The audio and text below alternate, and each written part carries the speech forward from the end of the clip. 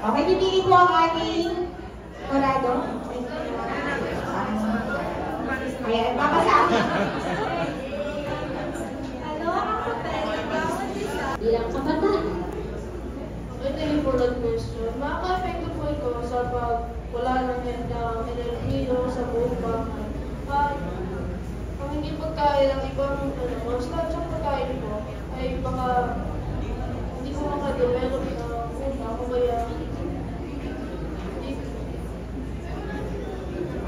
kaya po ay hindi maka-focus ng ayos po kaya hindi naman na rin.